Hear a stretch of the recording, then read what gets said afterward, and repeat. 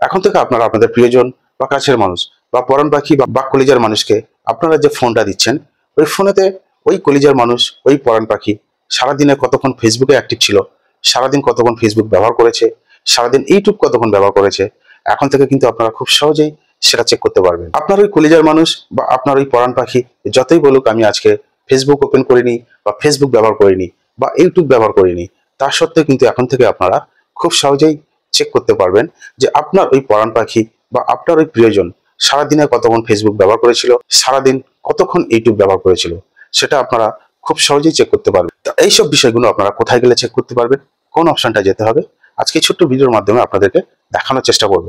তা চলুন দেখে নিই। দেখুন, প্রথমে আপনারা ফেসবুকটা ওপেন করবেন। ফেসবুক কতক্ষণ সারাদিনে ব্যবহার করেছে সেটা দেখার জন্য ফেসবুক ওপেন করে আপনারা প্রোফাইল আইকনে এসে সেটিংসে চলে আসবেন। সেটিংসে আসার পরে এখানে একটা অপশন পাবেন, ইওর টাইম অন ফেসবুক। এই অপশনটা ক্লিক করে এখানে দেখুন সি ইওর টাইম, এই অপশনটা ক্লিক করবেন। করার পরে এখানে দেখুন একটা অপশন পাবেন, এই অপশনটা আপনারা অন করে দেবেন। এটা অন করে রাখবেন সব সময়ের জন্য এই আপডেটটা পেতে গেলে।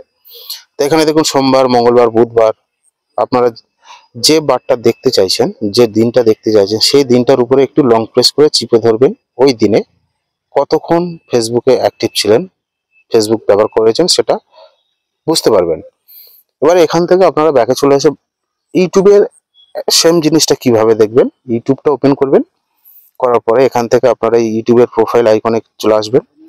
ওখান থেকে আপনারা একটু এখান থেকে স্ক্রল ডাউন করবেন। স্ক্রল ডাউন করার পরে এখানে দেখুন টাইম ওয়াচ, এখানে ক্লিক করে আপনারা এখান থেকে ইউটিউবের ডিটেলসটা দেখতে পারবেন।